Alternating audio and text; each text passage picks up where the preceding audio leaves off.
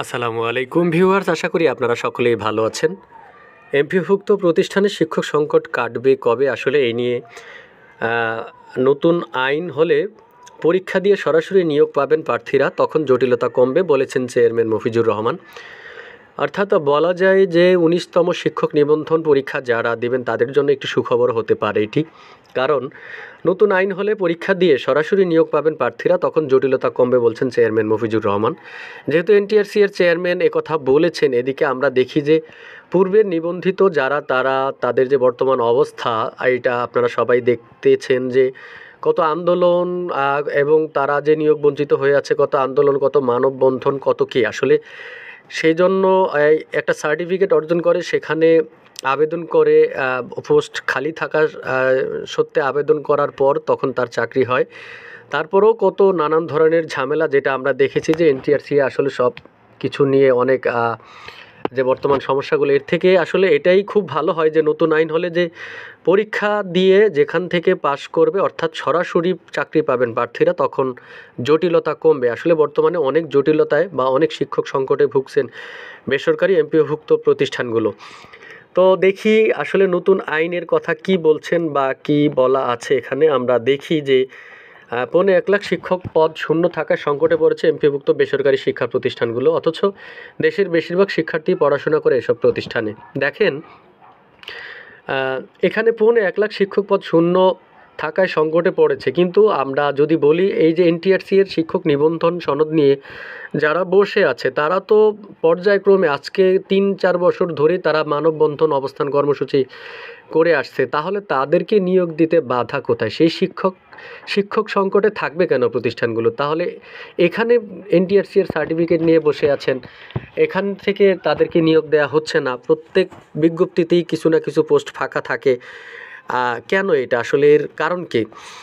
তবে হ্যাঁ, একটা জিনিস যেটা হচ্ছে, কিছু সাবজেক্ট থাকবে যেটার নিবন্ধন সনদ অনেক বেশি, সেখানে সেই অনুযায়ী সেই সাবজেক্টের পোস্ট অনেক কম, সেটা থাকতে পারে।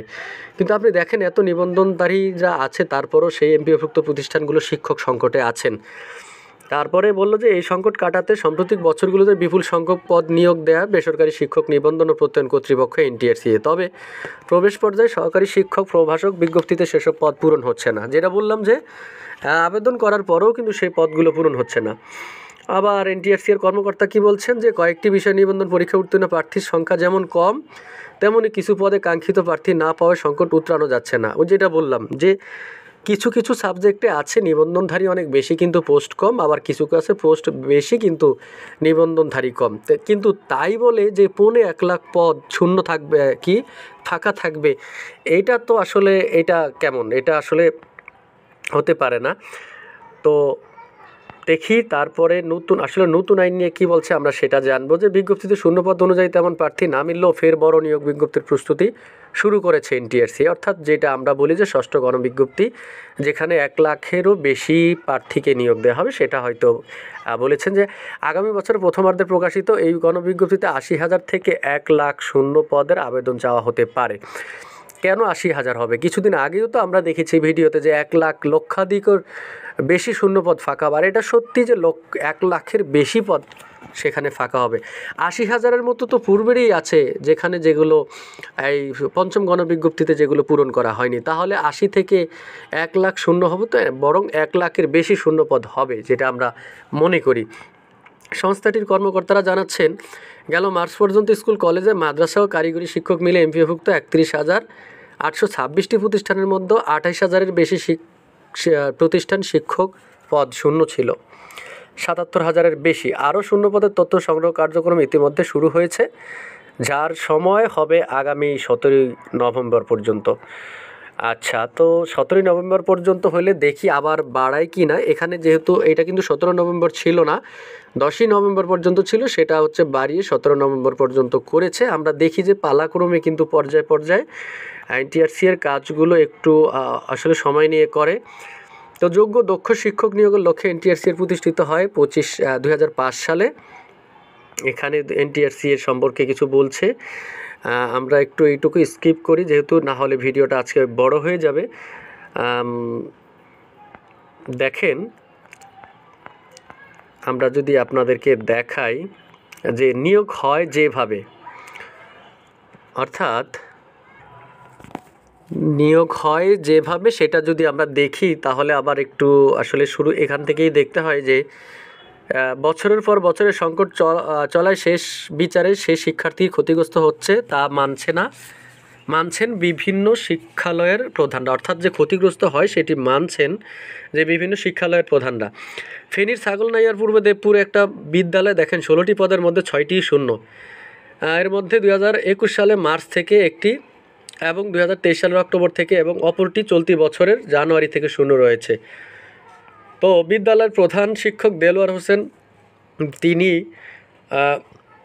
তিনি হচ্ছে বিডি নিউজের 24.com-কে বলেন যে পদার্থবিজ্ঞান, রসায়ন বিষয় এবং নাম যেটা ভৌতবিজ্ঞান, সামাজিক বিজ্ঞান, তথ্য যোগাযোগ প্রযুক্তি, কৃষি শিক্ষা, চারু ও কারুকলা শিক্ষক পদ শূন্য আছে। আচ্ছা, দেখলাম এগুলো নতুন সাবজেক্ট, এখানে হচ্ছে নিবন্ধনধারী কম। এর মধ্যে সামাজিক বিজ্ঞানের সহকারী শিক্ষক পদটি চলতি বছরের শুরু থেকে শূন্য থাকায় খুব অসুবিধা হচ্ছে। মানবিক বিভাগের শিক্ষার্থীদের পড়াশোনার সমস্যা হচ্ছে। আসলে আমরা যেটা দেখি যে সমাজবিজ্ঞান তো আসলে কয়েকটা সাবজেক্টের যেখানে অনেক নিবন্ধনধারী আছেন কিন্তু শূন্য পদ সেক্ষেত্রে কম। তবে এখন হয়তো ষষ্ঠ গণবিজ্ঞপ্তিতে শূন্য পদ অনেক হবে আশা করি আমরা। চট্টগ্রাম হাটহাজারী উপজেলার বুড়িচর জিয়াউল উলুম কামিল মাদ্রাসা শিক্ষকের 60টি পদ শূন্য, 6টা পদই 2020 সাল থেকেই কিন্তু শূন্য। গত বছরের মে মাসে থেকে খালি রয়েছে। তো মাদ্রাসার অধ্যক্ষ SM Farid Uddin BD news 24.com-কে বলেছিলেন ইবতেদায়ী পর্যায়ে মৌলবীর 2টি, দাখিল পর্যায়ের ভৌতবিজ্ঞান পদ শূন্য আছে, আর আরবি, বাংলা, অর্থনীতি, লাইব্রেরি সায়েন্স বিষয় প্রভাষক পদ শূন্য। দেখেন এখানে আরবি এবং বাংলা এবং অর্থনীতি যেই পদগুলো শূন্য আছে, কিন্তু সেখানে আরবি এবং বাংলা, অর্থনীতি নিবন্ধনধারী তো অনেক আছে, তাহলে সেখানে কেন পদগুলো শূন্য থাকবে? কিছুদিন আগেও তো, অর্থাৎ এই বছরও তো 5ম গণবিজ্ঞপ্তি হয়েছে, তো সেই পদগুলো শূন্য থাকার কারণ কি? এক প্রশ্নের জবাবে তিনি বলেন, এতগুলো শিক্ষক পদ শূন্য থাকলে প্রতিষ্ঠান পরিচালনা করা কঠিন, কিন্তু কমিটি অনৈতিকভাবে সচ্ছল হয় আমরা খণ্ডকালীন শিক্ষক নিয়োগ দিয়ে কাজ চালাচ্ছি। ওই যে খণ্ডকালীন শিক্ষক নিয়োগ দিয়ে সেখানে কাজ চালাচ্ছেন, এদিকে নিবন্ধনধারীরা কিন্তু আর চাকরি করতে পারছে না, অর্থাৎ নিয়োগ হয়নি, তারা এখনও মানববন্ধন অবস্থান কর্মসূচি করে যাচ্ছে।